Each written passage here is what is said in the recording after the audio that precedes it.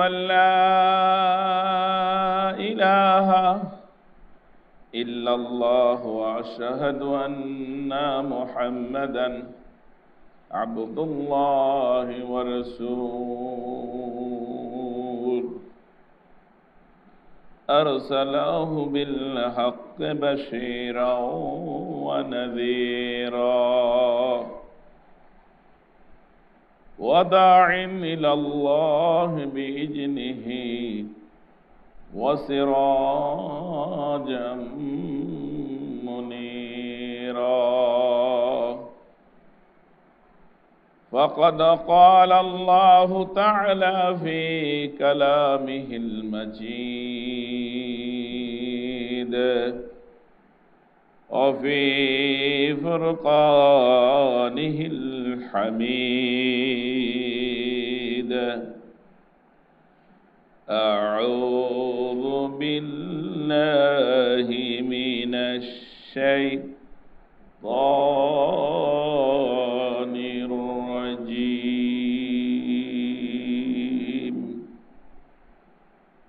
بسم الله الرحمن الرحيم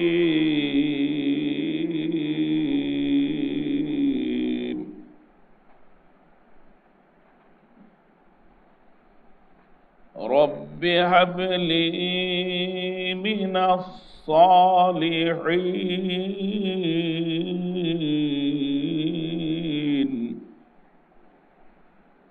فبشرناه بغلام حليم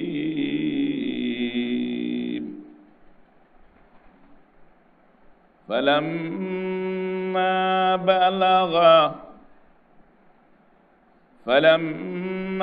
بلغ معه السعي قال يا بني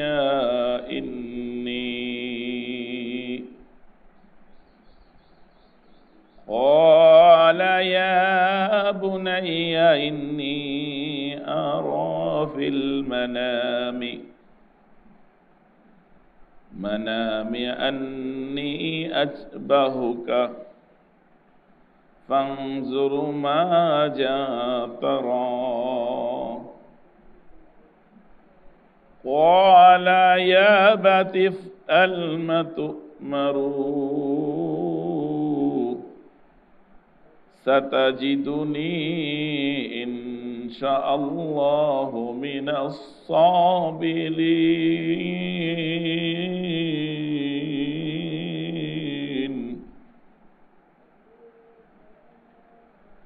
فلما أسلم وتله للجبين وناديناه أن يا إبراهيم قد صدقت رؤيا إن كذلك نجزي المحسنين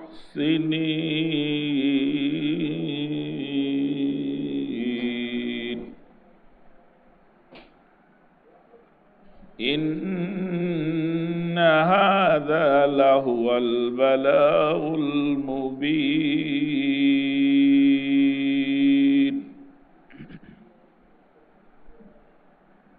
وفديناه بذبح عظيم وتركنا عليه في الآخرين سلام على إبراهيم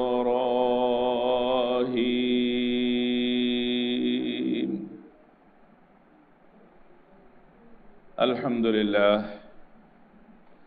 আল্লাহ রব্বুল ইজ্জাতের দরবারে লাখ কোটি শুকরিয়া যে রব্বুল আলামিন পবিত্র জুমার দিন আরবি মাসের জিলকদ মাসের শেষ আগামী দিন থেকে শুরু হবে জিলহজ।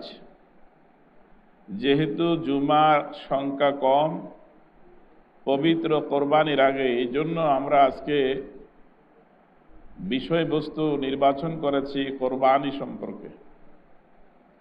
যেহেতু কোরবানির মাসলা মাসাইলগুলো খুব ব্যাপক, সামনের জুমা পর্যন্ত আমরা একটি জুমা হয়তো সামনে পাওয়া যাবে।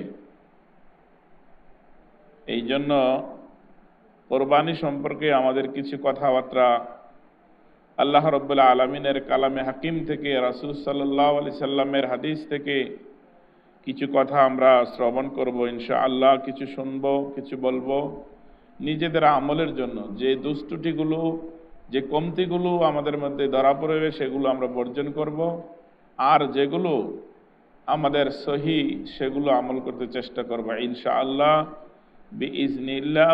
ওমা তৌফিক ইল্লা বিল্লাহ, আলাইহি তাওয়াক্কালতু ওয়া ইলাইহিল উনীব।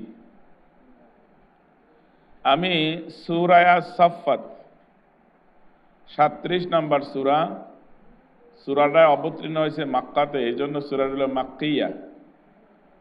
আয়াত সংখ্যা হলো 182, রুকু হলো 5।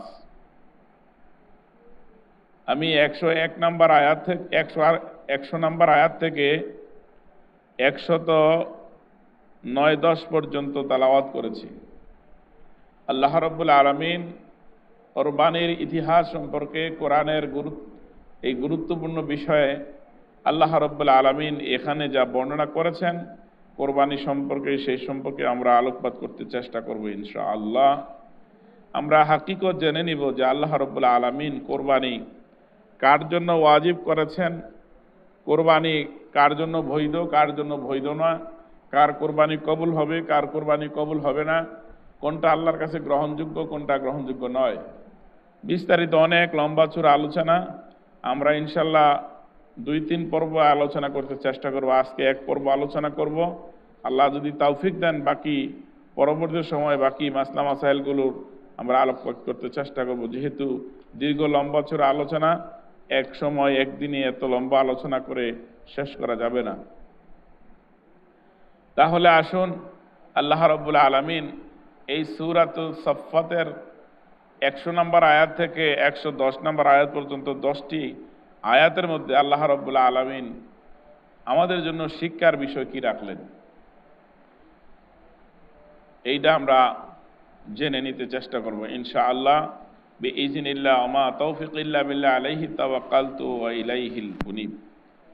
সম্মানিত উপস্থিতি, কোরবানি দুনিয়া সৃষ্টির লগ্ন থেকে শুরু হয়েছে। তবে বিভিন্ন সময় কোরবানি বিভিন্ন পদ্ধতি ছিল। উম্মতে মুহাম্মদের জন্য কোরবানির সিস্টেমটা একটু ব্যতিক্রম। এই জন্য উম্মতে মুহাম্মদীকে আল্লাহ রাব্বুল আলামিন স্পেশাল কতগুলো নিয়ামত দিয়েছেন। এর মধ্যে একটা নিয়ামত হলো কোরবানি। কোরবানি দেওয়ার পরে গোশত খাওয়া যায়, কিন্তু তৎকালীন সময় কোরবানি দিলে গোশত খাওয়া যেত না, সেটা আকাশ থেকে আগুন এসে জ্বালিয়ে পুড়িয়ে শেষ করে দিত। তাহলে আসুন আমরা যে কোরবানি পাইলাম তার পূর্বের যে কোরবানিটা ছিল সেটার ইতিহাসটা আমরা একটু জেনে নেই, তাহলে আমাদের কোরবানিটা বোঝাটা সহজ হবে। আল্লাহ রাব্বুল আলামিন দুনিয়াতে আদম মা হাওয়াকে যখন প্রেরণ করলেন তখন দুনিয়ার মধ্যে আর কোনো মানুষ ছিল না। মানুষ তারা দুইজনই ছিলেন, একজন বাবা আদম আর একজন মা হাওয়া আলাইহিস সালাম। তাদের ঘরে দুইজন দুইজন করে সন্তান জন্মগ্রহণ করত, একটা ছেলে একটা মেয়ে। এমন করে যখন দুই তরফা হলো, দুই তরফা হওয়ার পরে আল্লাহ রাব্বুল আলামিনের বিধান নাজিল হলো যে প্রথম সংসারের ছেলে, দ্বিতীয় সংসারের মেয়ে, প্রথম সংসারের মেয়ে, দ্বিতীয় সংসারের ছেলে, এইভাবে তাদের বিবাহ হবে। তারা আপন বোন, আপন ভাই, আপন বোন। আল্লাহ শর্ত দিলেন কি, মাসালা দিলেন কি, আল্লাহ বিধান দিলেন কি, যে প্রথম সন্তান মেয়ে, দ্বিতীয় সন্তান ছেলে, প্রথম সন্তান মেয়ে, দ্বিতীয় সন্তান ছেলে, এইভাবে বিবাহ কার্যক্রম সম্পাদন করতে হবে, কারণ মানুষ তো আর কেউ নেই। আল্লাহ রাব্বুল আলামিনের এই ঘোষণা শুনলেন যখন তারা যৌবন প্রাপ্ত হলো, বিয়ের যখন সময় হলো, তখন আল্লাহর পক্ষ থেকে বিধান নাজিল হলো যে বিয়া শাদী এইভাবে হবে। এখন একজনের নাম ছিল আকলিমা, খুব সুন্দর ছিলেন। হাবিল এবং কাবিল তারা দুই ভাই ছিলেন। এখন আল্লাহ রাব্বুল আলামিনের সিদ্ধান্ত হলো হাবিলের বোন কাবিলে বিয়ে করবে, কাবিলের বোন হাবিলে বিয়ে করবে, যেহেতু জোড়ায় জোড়ায়। কিন্তু হাবিল বলল যে আমি আল্লাহর বিধান মেনে নিলাম। কাবিল বলল যে না, আমি মানতে রাজি না, আমার বোন আমি বিয়ে করবো, কারণ এটা সুন্দর। একটা সুন্দর ছিল, একটা কালো ছিল। এই দুই সন্তান কথা নিয়ে কাটাকাটি করলেন। ওয়াতলু আলাইহিম নাবা ইবনে আদম বিল হক ইয قربا قربانا فتقبل من أحدهما ولم يتقبل من الآخر قال لا أقتلنك قال إنما يتقبل الله من المتقين। তারা যখন কথা কাটাকাটি হলো, দুইজন নিয়ে যখন ঝগড়া ফাসাদ শুরু হলো, তখন আল্লাহর পক্ষ থেকে ঘোষণা আসলো, এই বনি আদমের সন্তান, তোমরা ঝগড়া ফাসাদ না করে তোমরা কি করো, ইয কাররাবা কুরবানা, তোমরা কুরবানি করো। কাররাবা শব্দ হচ্ছে কারিব থেকে, নিকট হওয়া, আল্লাহর সান্নিধ্য অর্জন করা, আল্লাহর নিকটে চলে যাওয়া। কোরবানিটা হওয়া কারিব থেকে। কাররাবা নিকটে যাওয়া, আল্লাহর সান্নিধ্য অর্জন করা। কুরবানা ত্যাগ করা, উৎসর্গ করে দেওয়া, আল্লাহর কাছে হাজির হওয়ার জন্য।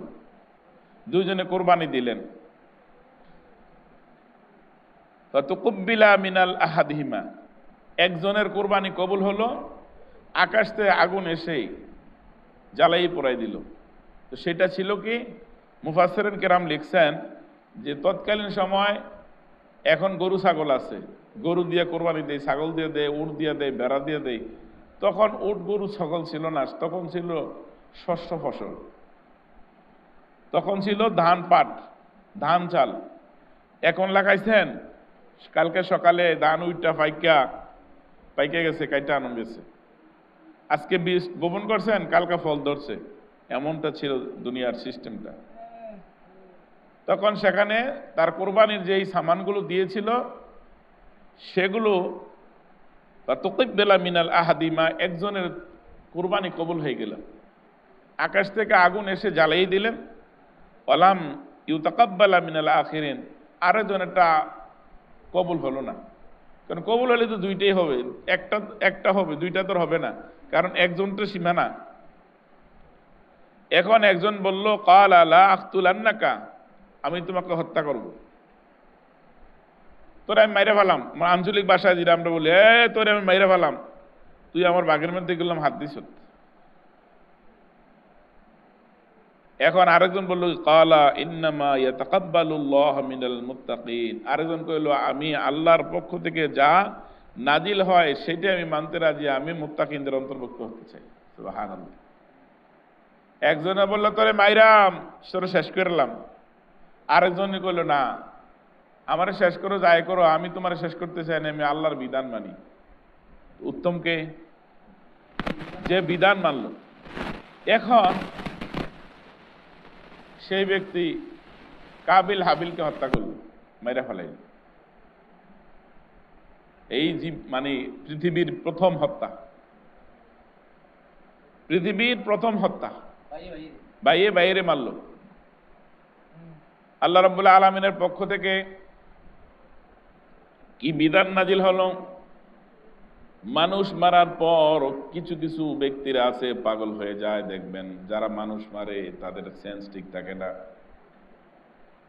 সে পাগল হয়ে গেল, ভাইয়ের লাশ কাঁধে নিয়ে ঘোরাঘুরি শুরু করলো, কোথায় রাখবে, কি করবে, লাশটা কি করবে। পেরেশানি হতে হতে অস্থির হয়ে গেলেন, এই জায়গায় যায় ওই জায়গায় যায়, কোথায় রাখবে, মানুষ তো আর নাই, মানুষ তো তারা 4 জন, মা বাপ 2 জন, তারা 4 জন, মা বাপ 2 জন, কয়জন, 6 জন, 6 জনের পৃথিবী, রাখবে কোথায়। পেরেশান হয়ে গেলেন, পাগলের মতন হয়ে গেলেন। কিছুক্ষণ পর দেখা গেল 2টি কাক জমিনে নামছে, গোরাবান, 2টি কাউয়া, 2টা ঝগড়া লাগলো, 2টায় ঝগড়া লাগে একটারে ঠোকরাইয়া মাইরা ফেলাইছে, মাইরা ফেলায় মাটি দিয়ে আসলাইলো, মাটি আসলায় গাতা করে একটারে খাদাইলো। সে দেখলো, দেখে চিন্তা করলো, হাই হাই রে, আমি কত মূর্খ, আমি কত জাহেল, কত বর্বর, একটা পাখির জ্ঞানও তো আমার মধ্যে নাই, একটা পাখির জ্ঞানও তো আমার মধ্যে নাই। এই পাখিটা তার ভাইকে মারার পরে মাটির মধ্যে খাদাইলো, আমি তো খাদাইতে পারলাম না, ওইখানে শুরু হলো তাকে খাদানো, মানুষ মাইরা মাটি দেওয়া। এই যে মাটি দিল, এই যে মারলো, এই যে হত্যাকাণ্ড শুরু করলো, এই হত্যাকাণ্ড শুরু হলো আদম আলাইসাল্লামের সন্তানের প্রথম সূচনা থেকে। এই পর্যন্ত যত হত্যাকারীর যত হত্যা হবে, যতজনকে হত্যা করা হবে, এই যতজনে হত্যা করবে তার গুনার একটা অংশ ওই কাবিলের আমলনামায় যোগ হবে, কারণ সে সর্বপ্রথম হত্যা সংগঠিত করেছে। এই জন্য যে আল্লাহর বিধান সে অমান্য করেছে, এই তার ভাগে পৃথিবীর যত হত্যার গুনাহ আছে, এই তার মধ্যে এই গুনার একটা অংশ যে পৌঁছতে থাকবে। এটা ছিল প্রথম কোরবানি। এইটা প্রথম আদম আলাইহিস সালামের সন্তানেরা প্রথম কোরবানি দিয়েছিলেন, এবং বিভিন্ন সময় বিভিন্ন নবীদের সময় বিভিন্ন কোরবানির বিভিন্ন পদ্ধতি ছিল, কিন্তু শেষের দিকে এসে আমরা যা পেয়েছি সেটা হলো হযরতে ইব্রাহিম আলাইহিস সালামের থেকে আমরা এই কোরবানিটা পেয়েছি। এই কোরবানির জন্য আল্লাহ রাব্বুল আলামিন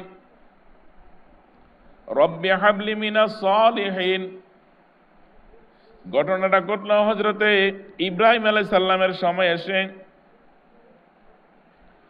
তিনি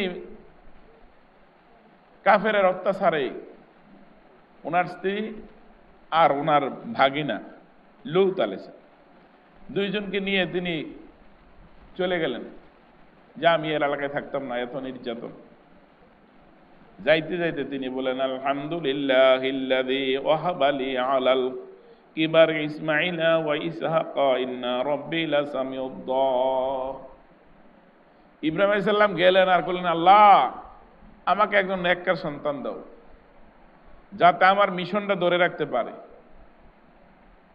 যেমন বাস্তব যেটা আমার আপনার সকলের কিন্তু একটা ইচ্ছা থাকে যে আল্লাহ আমার বংশটা টিকে রাখার জন্য একটা ছেলে দাও।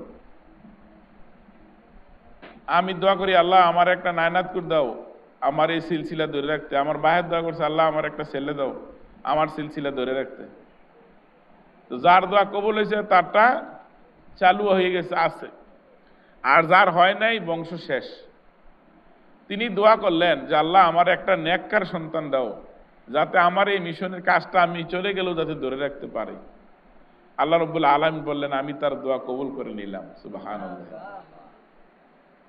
কোন কোন মুহাদ্দিসিন কেরাম লেখছে যে তখন ইব্রাহিম আলাইহিস সালামের বয়স ছিল 90 বছর, বুড়া মানুষ। তো বুড়া কালো আল্লাহ দিতে পারে দাও। আল্লাহ রাব্বুল আলামিন বললেন, রব্বি হাবলি মিনাস সালিহিন, হে আল্লাহ আমাকে একজন নেককার সন্তান দান করো। আল্লাহ বললেন কি, আল্লাহর কাছে যখন চাইলো, আল্লাহ বলল, আমি তোমাকে একজন নেককার সন্তানের শুভ সংবাদ দিলাম। ফাবাশারনাহু বিগুলামিন হালিম। আল্লাহ রাব্বুল আলামিন বললেন, ইব্রাহিম তুমি দোয়া করছো, আমি দোয়ার সাথে সাথে কবুল করে নিয়েছি। আমি তোমাকে বিগুলামিন হালিম নামে এমন একজন ভদ্র শিষ্টাচার, এমন নম্র ভদ্র সন্তান একটা আমি দান করে দিলাম। আল্লাহ, আমরা দোয়া করলে দিয়ে দোয়া কবুল হয় না? কেউ জীবনে কত দোয়া করলাম, আপনার লেগে আমার লেগে, কত জায়গায় নিল, দাওয়াত দেওয়া খাওয়ায়, কত কিছু নেয়, দোয়া দিয়ে কবুল হয় না। আর দোয়া কবুল হবে, দোয়া একটাও মারুম হবে না, সমস্ত দোয়াগুলো কবুল হবে। হয়তো কোনোটা হাসরের মাঠে, কোনোটা মিজানে, কোনোটা ফুলচারাতে, কোনোটা জান্নাতে যাওয়ার পরে, কোনোটা জান্নাতের ফায়সালা হওয়ার পরে, এক জায়গায় না এক জায়গায় গেলে করবে এই দোয়া কবুল হবেই হবে। কিন্তু দুনিয়ায় মানে চমক মারার মতন দোয়া খুব কমই হয়। কখন দোয়াটা কবুল হবে বলা যাবে না। তাড়াহুড়া করলে মনে করেন যে দোয়া হয়ে যাবে এমনটা না, দোয়া কিন্তু হয়, কিন্তু কবুলের বিষয়টা আল্লাহর এখতিয়ারে।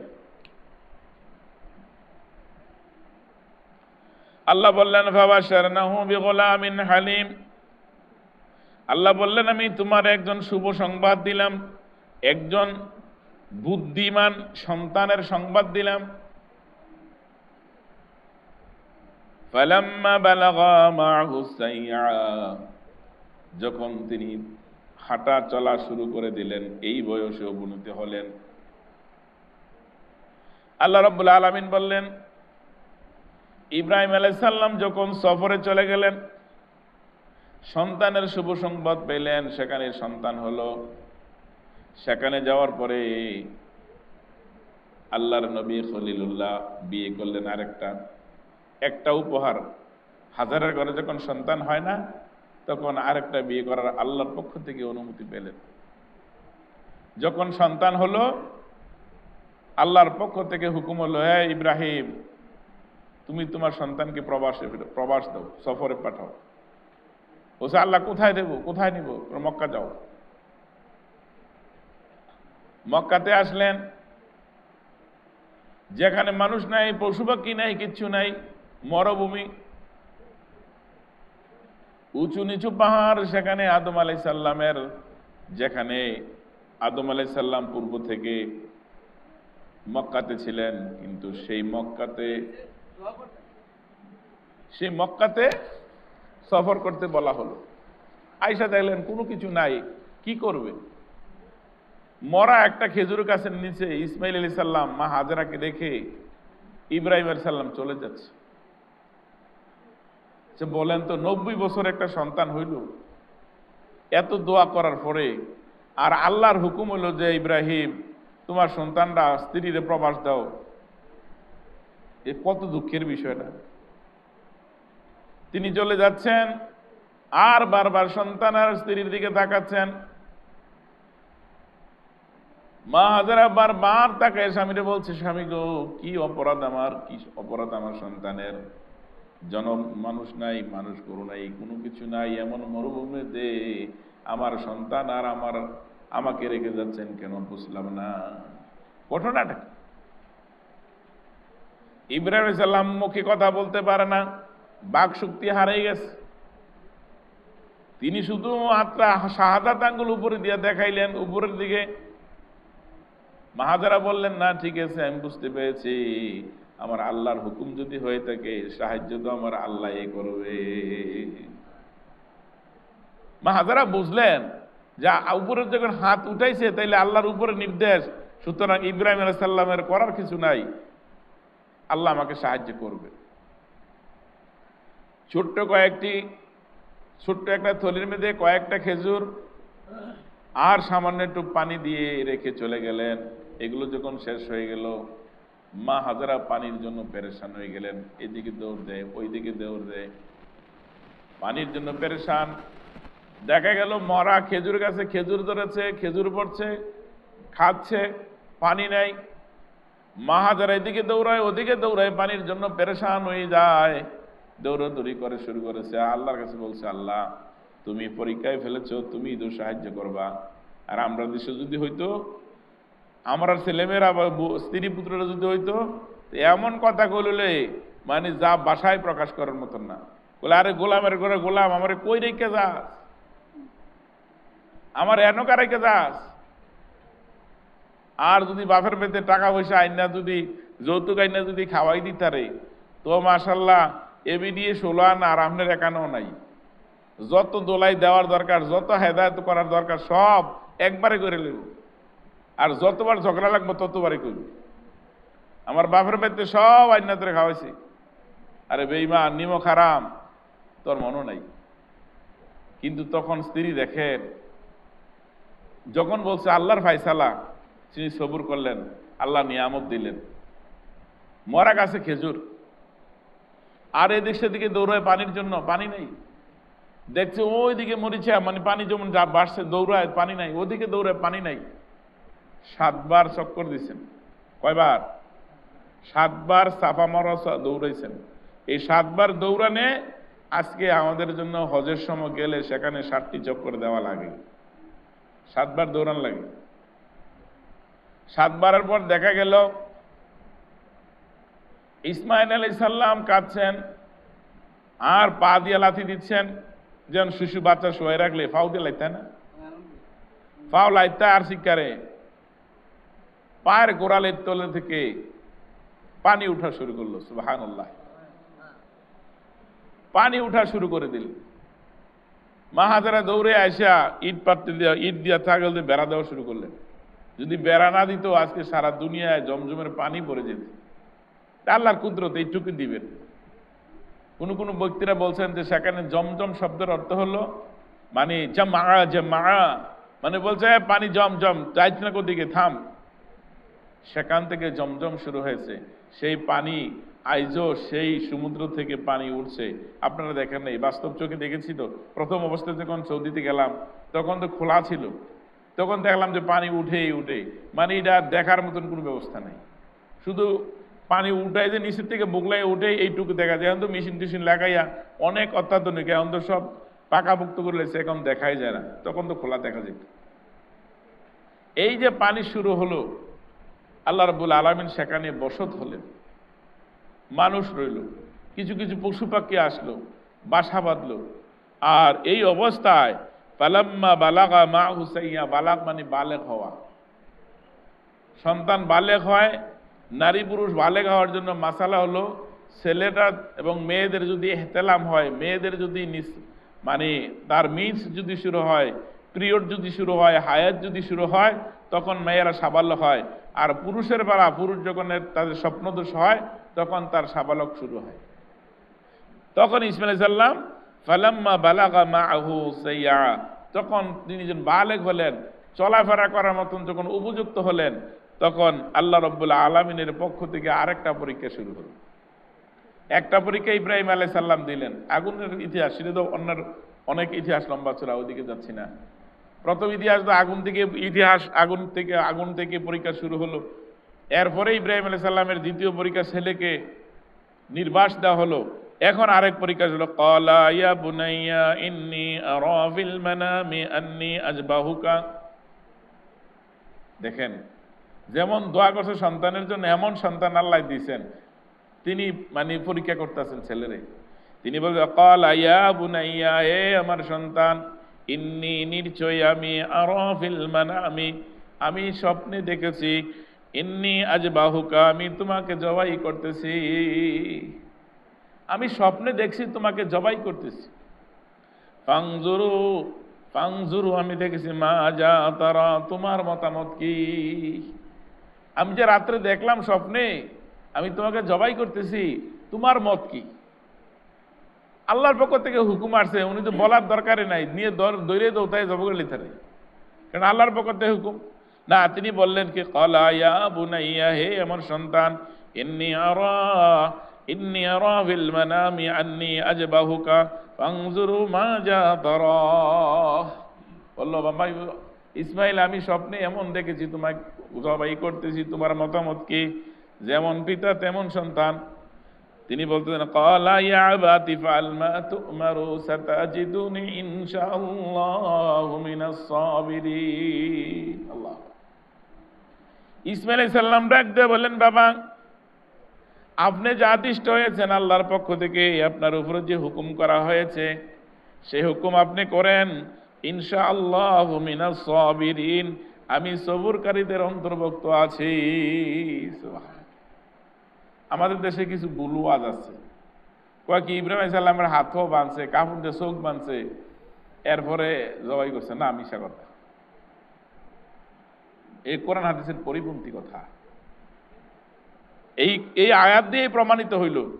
তিনি যখন বললেন ক্বালা ইয়া বুনাইয়া, হে আমার সন্তান, আমি তোমাকে দেখছি জবাই করতেছি, তোমার মত কি?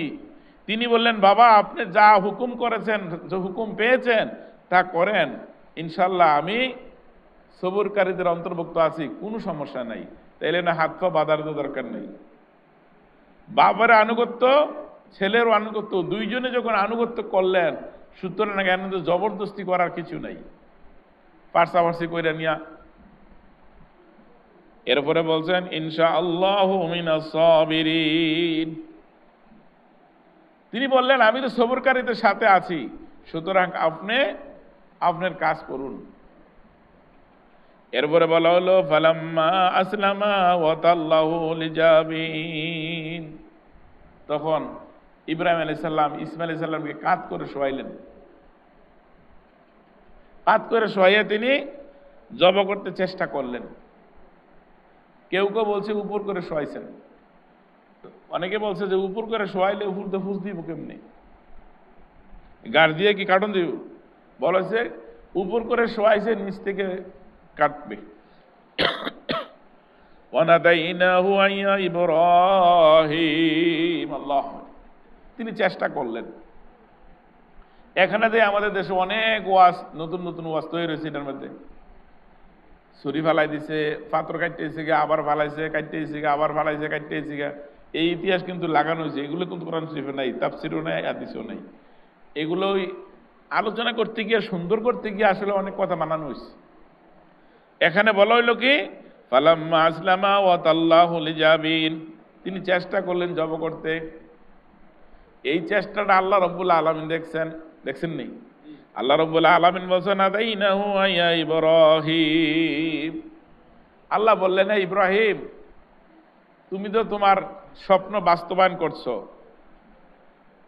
কাদ সাদ্দাকতা রুইয়া ইন্না কাযালিকা নাযিল মুহসিনিন, বললেন হে আল্লাহ, বললেন আল্লাহ রাব্বুল আলামিন বললেন, হে তোমরা যখন আনুগত্য স্বীকার করলা আর তুমি যখন তোমার স্বপ্ন বাস্তবায়ন করলা, আমি তা কবুল করে নিলাম। আল্লাহ কবুল করলেন। ইন হাযা লাহুল বালাউল মুবিন, আল্লাহ বলল তোমার জন্য আমি একটা বড় কুরবানির ব্যবস্থা করলাম। বড় কুরবানি, এই বড় কুরবানির অর্থ হলো যে ওই দিন থেকে শুরু করে কিয়ামতের আগ পর্যন্ত মানুষ হাজার হাজার গরু, ছাগল, ওট, বকরি জবাই করবে, কোরবানি দিবে। এই জন্য বলছে তোমার জন্য বড় একটা কোরবানির ব্যবস্থা করে দিলাম। সারা পৃথিবীর মানুষ এই কোরবানি আসলে পরে লক্ষ কোটি গরু, ছাগল কোরবানি করছে, এর চেয়ে বড় আর কি? এই জন্য আল্লাহ বললো যে তোমার এই যে আমল আমি কবুল করে নিলাম, আর তোমার জন্য বড় ধরনের একটা কোরবানি আমি কবুল করে নিলাম। তোমার জন্য বড় একটা কোরবানির ব্যবস্থা করলাম। ওয়া তারাকনা আলাইহি ফিল আখিরিন, আর আল্লাহ রাব্বুল আলামিন বললেন যে আখের পর্যন্ত আমি তোমার এই কোরবানির রসম চালু করব। তবে এর ফাঁকিতে আল্লাহ বলছেন নাজিল মুহসিনিন, এই মুহসিনিনের জন্য আল্লাহ রাব্বুল আলামিন বললেন না, আজিমের ফাঁকি দিয়া আল্লাহ রাব্বুল আলামিন একটা বকরি ইব্রাহিম আলাইহিস সালামের ছুরির তলে দিয়ে কোরবানি চালু করে দিলেন। সুবহানাল্লাহ। এই যে কোরবানি চালু করলেন, এই কোরবানি আইজও আছে, কিয়ামত পর্যন্ত কোরবানি চলবে। তবে এই কোরবানি চলার ক্ষেত্রে আল্লাহ রাব্বুল আলামিনের কতগুলো বিধান আছে, সেই বিধানগুলো আমরা মেনে নিতে হবে। আল্লাহ রাব্বুল আলামিন বলছেন যে আমি প্রত্যেক উম্মতের জন্য কোরবানির একটি নীতি পদ্ধতি নির্ধারণ করে দিয়েছি, যেন তারা এইসব পশুর উপরে আল্লাহর নাম নিতে পারে। আল্লাহর নাম নিয়ে কোরবানি করার কথা বলা হয়েছে। কিন্তু দেখা গেছে এক সময়, এখন আলহামদুলিল্লাহ কমে গেছে। আগে আমিও মনে আছে যে জবাই করার সময় করা বলতো যে আব্দুর রহমানের নামে কোরবানি আল্লাহু আকবার, ইমাম সাহেব কইতো আব্দুল করিমের নামে কোরবানি আল্লাহু আকবার, এমনি বলা হইতো। এইটা কথাটা সহি ছিল না। সহিটা ছিল কি? সহিটা হলো আব্দুর রহমানের পক্ষে আল্লাহর নামে কোরবানি আল্লাহু আকবার, আব্দুল করিমের পক্ষ থেকে আল্লাহর নামে কোরবানি আল্লাহু আকবার। কিন্তু এই ভুলের কারণে অনেকের কোরবানি বাতিল হয়ে গেছে। আর যদি না বুঝে করে থাকে আল্লাহ মাফ করে দিবে। এখন এইখানে আমরা এই কোরবানির অনেকগুলো মাসালা আছে, যেই মাসালাগুলো আমরা অনেক জানার পরও আমরা ভুলভ্রান্তি করে থাকি। এখন এই কুরবানি কি দিয়ে দিবেন? গরু দিবেন না ছাগল দিবেন, উট দিবেন না ভেড়া দিবেন?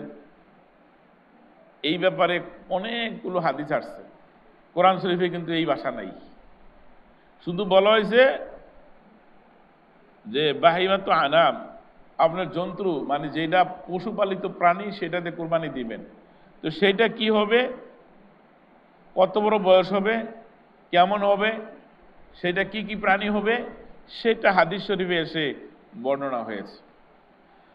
আন ওমর قال سمعت رسول الله صلى الله عليه وسلم بين أن تصبروا بهيمة أو غيرها لقتله। আব্দুল্লাহ ইবনে ওমর হতে বর্ণিত, তিনি বলেন, আমি রাসূলুল্লাহ সাল্লাল্লাহু আলাইহি সাল্লাম কি চতুষ্পদ জন্তু কিংবা অন্য কোনো প্রাণীকে বেঁধে দণ্ডায়মান অবস্থায় তীর মেরে হত্যা করতে নিষেধ করতে শুনেছি। তাইলে শুধু হাত পা বাইন্দা তীর মেরা হত্যা করার কুরবানি না, কুরবানির একটা সিস্টেম দেওয়া আছে, তরিকা দেওয়া হয়েছে, একটা পদ্ধতি বলা হয়েছে যেইভাবে কুরবানি করা লাগে। আন জায়নাব যায়েদ ইবনে আল আরকাম قال رسول الله صلى الله عليه وسلم اصحاب الرسول يا رسول الله ما هذه اضحيه قال سنه ابيكم ابراهيم। প্রশ্ন করে যে রাসূল, এই যে কুরবানিটা করি এই কুরবানিটা কি? আল্লাহ রাসূল সাল্লাল্লাহু আলাইহি সাল্লাম বললেন, কুরবানিটা হলো ইব্রাহিম আলাইহিস সালামের সুন্নাহ। এই জন্য আমরা অনেক সময় বলি ইন্নী ওয়াজহাতু ওয়াজহিয়া লিল্লাযী ফাতারাস সামাওয়াতি ওয়াল আরদা হানিফাও ওয়া মা আনা মিনাল মুশরিকিন। আমরা মানুষ অনেকে মনে করি নামাজের সময় দাঁড়াই এই দোয়া পড়ি না, এটা কুরবানির সময় পড়ন লাগে। যিনি জবাই করবেন তিনি দোয়াটা পড়বেন, কুল ইন্নাস সালাতি ওয়া নুসুকি ওয়া মাহইয়ায়া ওয়া মামাতি লিল্লাহি রাব্বিল আলামিন। এই দোয়াগুলো পড়ে আপনার গরু আপনি জবাই করতে পারবেন। এবং সেটা যদি আপনার জানা থাকে যে হলকুমের কোন জায়গায় বুঝ দিবেন, কোন জায়গা কাটবেন, কিভাবে বুঝ দিবেন, সেটা যদি জানেন আপনার গরুর কুরবানি আপনিও করতে পারবেন। এরপর আল্লাহ রাসূল সাল্লাল্লাহু আলাইহি সাল্লাম বলছেন যে আপনি কুরবানিটা করবেন কখন? قال النبي صلى الله عليه وسلم من ذبح قبل الصلاة فإنما يذبح لنفسه ومن ذبح بعد الصلاة فقد ثم نسق وأصحاب سنة المسلمين। আল্লাহ রাসূল সাল্লাল্লাহু আলাইহি সাল্লাম বলেন কুরবানি করতে হবে ঈদের নামাজের পরে। কখন? ঈদের নামাজের পরে। ঈদের নামাজের আগে যদি কুরবানি করা হয় সেটা সহি হবে না, কুরবানি হবে না।